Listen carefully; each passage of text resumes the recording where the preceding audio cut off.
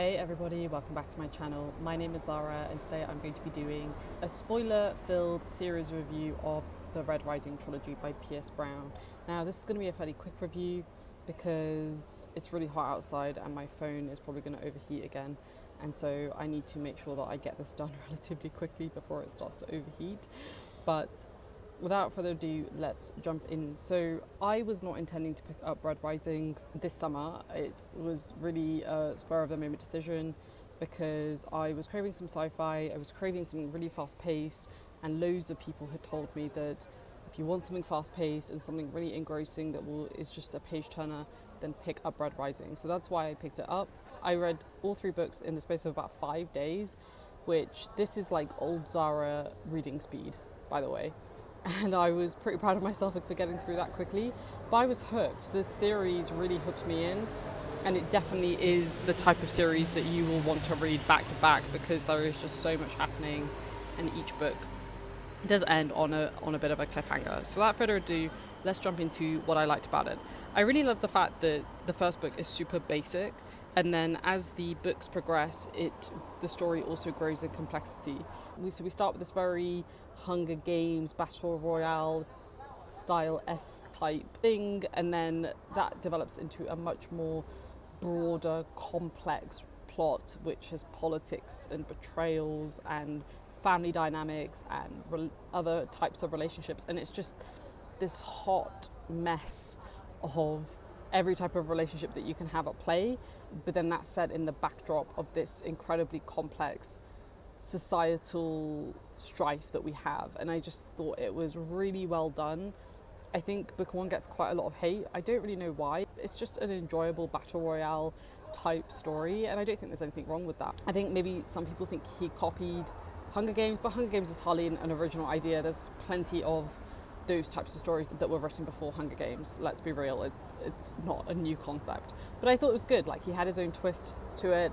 I think the characters were arguably more compelling, actually, in Red Rising. I mean, I feel like in Hunger Games we really just have Katniss and Peter, and then the other love interest whose name I can't remember because I don't really care about his character. But I feel like there was a really wide cast in Red Rising, and that was another thing that I really loved about it, is that the cast of characters was so much broader, and that there were lots of different people that we could buy into and get behind, whereas I don't feel like you get that with the Hunger Games. You really get the main character and then maybe one or two other characters. In terms of my favourite characters, now that we're on the topic of characters, I really like Severo, and I don't think that's a surprise. I feel like everybody loved Severo. He's such a good character, but I'm not going to lie, I was really annoyed about the fact that his death was a fake death, because that was a gut punch, and I think I would have remembered him a lot more actually if he had died, and if he had died for the cause that him and the rest of the other wolves were fighting for. And I just thought it was cheap. I don't like fake deaths in general. Authors, please don't do them. Please don't do them, because I don't know, it just would have felt more real. I feel like none of the main characters really got killed apart from one, and that was a character that I liked, but I wasn't that fussed about. And I think if he had died truly at the hand of Cassius, then we would have known, and that would have been a friendship that would never go back to what it once was, which is really tragic. And that would have been a really tragic end to the book, that even though they were able to tear down the system, it also cost Darrow these really important critical friendships that he had. And I don't know, I just feel like that would have been more compelling, but whatever. I'm not going to criticize this guy for writing the book the way that he wrote it. It's just my opinion. The next thing that I really liked is the pacing. The pacing is insane in these books. I mean, book one, oh my gosh, and then book two was just, I don't even know what to say. Book three was also just crazy. Like, all three books were crazily paced. So, you're literally sat on the edge of your seat as you're reading each book. And I couldn't put them down. I planned to take a break between books 2 and 3. I just couldn't. I just had to read it. I started it the same day. I really do mean it when I said I read it in 5 days. I was just that hooked. And there's always something happening. I think there is a downside to this, which I will come onto in a second. In terms of other characters that I really like, sorry, I'm kind of going back and forth a little bit because my notes are really disordered. Some of the other characters that I really liked aside from Severo were Victra Mustang, and I also liked Darrow as well. Like, I think his arc was pretty well done. I really liked Mustang and Victra. Like, I thought they were both really good female characters. I really liked the fact that Victra and Severo ended up together. I called that pretty early on because I just sensed some vibes between them. And I think they're a good couple. Like, I like the fact that they got married and the fact that they both embraced each other's quirks, especially Victra embracing Severo's quirks. And it just worked. You know, when it works, it works. In terms of the bad, the first one that I already mentioned was that one of the really big reveals was super unrealistic, and that was the Severo dying at the hand of Cassius. I think that genuinely should have happened. I think it would have just made it more interesting, to be honest, and I think it would have affected Darrow in ways that would have made his character more interesting. But again, I'm not going to necessarily criticize Pierce Brown's choice of that. Like, he can write his book in any way that he wants. And the other critique that I have is the opposite of what I literally just said, which is that I really love the pacing because it's so crazy. The downside of that, though, is that you miss the quiet character interactions where you see individuals grow. And I don't know about you guys, but I love those moments. I love those moments when people are sat around a campfire or they're sat around eating dinner and they're just talking about life. Those are some of my favourite character interactions, and we just didn't really get any of them.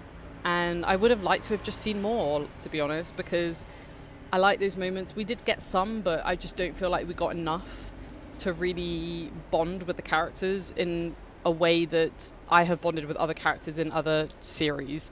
So I would have just loved more of those. I hope we get more of those in the second arc of Red Rising, because those are some of my favourite parts, and I would just like to know the characters more intimately, because I don't feel like I do at the moment. The last thing that I will mention is that, and this wasn't a problem for me, I just think it's going to be a problem for other people, is that the story isn't super original. I mentioned the Hunger Games comparison at the start, but I also just think that the whole idea of a two-tiered society where you have, the uber rich and then you have the uber poor, it's not a concept that is new. So if you're looking for a fresh take on sci-fi, on dystopian sci-fi, I don't think this is necessarily going to be it. But that being said, I think it's a really solid take on it. So if you're just looking for a really solid sci-fi trilogy that you can get stuck into, that is going to consume your life for a couple of days, then I think Red Rising is for you. So in terms of how I rated the books, I rated book 1 4 stars, book 2 5 stars, and book 3 4.5 stars. So fairly balanced as a series overall.